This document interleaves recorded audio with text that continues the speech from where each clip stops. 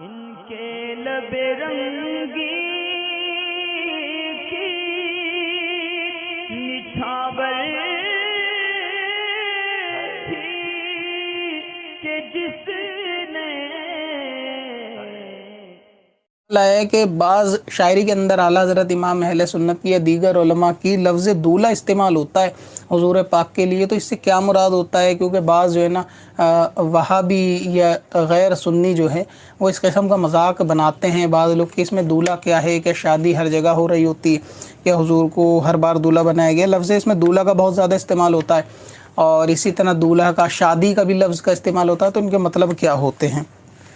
असल में होता यह है कि जो आदमी जिस फ़न से वाकिफ़ नहीं होता ना, ख़ास तौर से दीन के मामले में, तो वो उसके अंदर बग़ैर उस फ़न के जानने वाले से मालूमात किए बग़ैर ही अपनी राय को उसमें दखल देना शुरू कर देता है। हालांकि ये दूसरे मामलों में ये नहीं करते। मिसाल के तौर पे अगर कोई इनको दवा दे दे तो ये कभी उस दवाई के ऊपर डॉक्टर के ज़रिए दी गई दवाई पे एतराज़ नहीं करेंगे कि ये अच्छी है या बुरी है। अगर उनसे कोई कह भी दे कि ये दवाई जो है ना, ये डॉक्टर ने जो दी है ये गोली ये ठीक नहीं है, दर्द में काम नहीं आएगी, तो इसको रिप्लाई ये करते हैं कि नहीं वो जानने वाला है, डॉक्टर है, उसने दी है तो कुछ सोच कर दी होगी। इसी तरीके से अगर इंजीनियर का मामला होता है, घर में कोई नुक्स अगर हो, कोई दूसरा बंदा बताए कि ये काम सही नहीं हुआ, तो वो यही कहेगा कि नहीं इंजीनियर ने बनाया, उसने कुछ सोच कर बनाया होगा, उसको जो है ना हमसे ज़्यादा इस मामले में नॉलेज है। तो दुनिया के मामले में ये अकल ज़रूर चलती है, लेकिन ये शैतान का मामला इतना सख्त है कि जब लोगों के ऊपर गलबा इसका आता है तो वो दीन के मामले में ये सब चीज़ें उसको इंसान को भुलवा देता है। तब इनको ये बातें ध्यान नहीं आती कि अगर आलिम दीन ने कोई शायरी ऐसी लिखी है कि जिसके अंदर लफ्ज़ दूल्हा है, तुम्हें एतराज़ हो रहा है, तो वहाँ भी यही क़यास करना चाहिए कि जिस तरह डॉक्टर हमसे ज़्यादा जानता है कि कौन सी दवाई दी है, उसने जानकर ही दी है, और जिस तरह इंजीनियर ने अगर कोई नक्शा तैयार किया है या घर तैयार किया है तो वो अपने हिसाब से तैयार किया है, ठीक वैसे ही अगर शायरी के अंदर लफ्ज़ दूल्हा का इस्तेमाल हुआ है तो ज़ाहिर है कि जो ख़यालात तुम्हारे जहन में आते हैं कि दूल्हा बनाया जाता है, ये तो लिखने वाले के भी ख़्याल में आते होंगे, तो वहाँ उससे मतलब कुछ और होगा। तो ऐसे मामले में चाहिए ये कि किसी जानने वाले से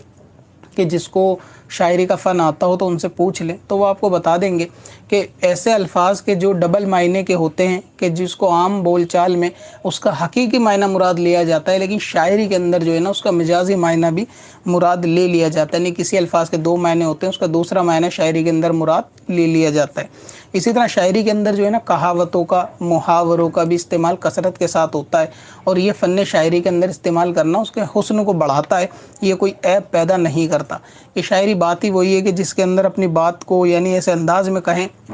कि जिससे सामने वाले की बात भी समझ में आ जाए, और कभी कभी ऐसा होता है कि अपनी बात कह दी जाए लेकिन हर किसी के वो बात समझ में ना आए। अब ये जो लफ्ज़ दूल्हा का मतलब होता है ना, यहाँ दूल्हा से मुराद ये शादी और दूल्हा नहीं है, बल्कि ये एग्ज़ाम्पल और मिसाल और कहावत के तौर पे यहाँ पे बयान होता है कि दूल्हा से तशबीह क्यों दी जाती है। इसकी वजह ये है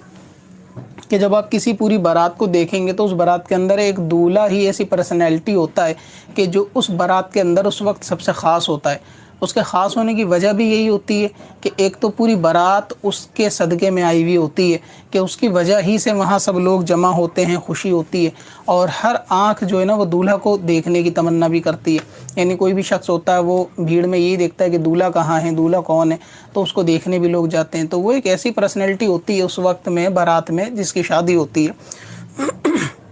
कि सब जो है ना उसको देखने के लिए आते हैं, और वो सबसे इम्पोर्टेंट पर्सन होता है उस वक्त में। तो इसीलिए वहाँ पर दूल्हा की इस खासियत को कि दूल्हा जिस तरह सारी बारात में सबसे ख़ास बंदा होता है, जिसकी वजह से वो सारे बाराती आए हुए होते हैं जो खाना खा रहे होते हैं, जिसकी वजह से सारा इंतज़ाम और ये सारे मामलात खाने पीने के रखे गए होते हैं, जिसकी वजह से वो दिन रखा गया होता है, तो वो एक बंदा होता है जिसको दूल्हा कहते हैं। तो यही मुशाबिह तो तशबीह के एतबार से जो है ना शायरी में हुजूर पाक को दूल्हा कहा जाता है कि वो सबसे ख़ास पूरे आलम के अंदर, कि जैसे आलम को एक तसव्वुर कर लें आप, ये दुनिया पूरी बाराती है और वहाँ जो सबसे ख़ास पर्सनैलिटी है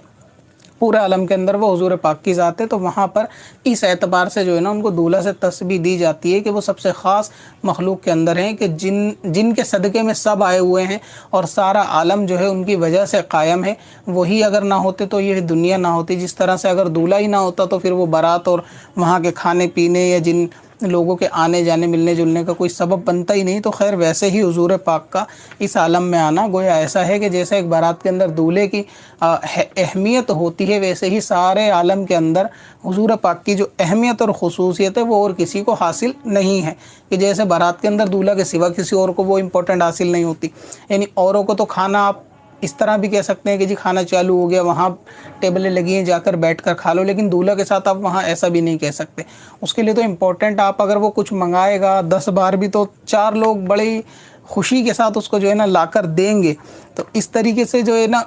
एक अलग ही जो है ना उसका मर्तबा और रुतबा दूल्हा का उस वक्त होता है। तो ये सब एक इम्पॉर्टेंट एग्जांपल आपको मैं समझाने के लिए सिर्फ अर्ज़ कर रहा हूँ।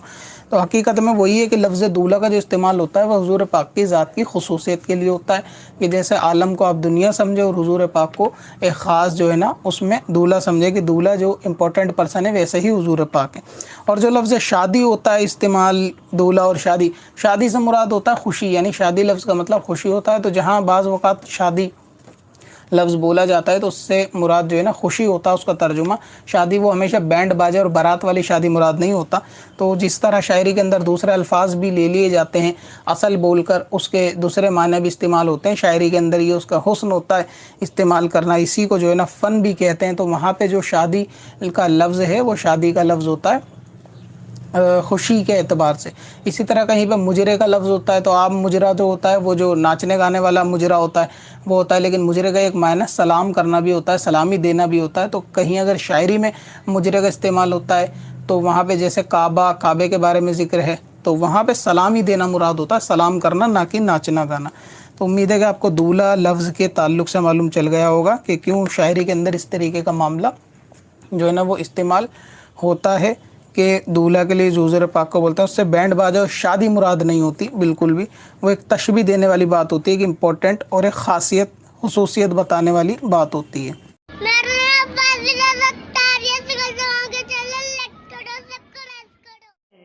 पत्थर में असल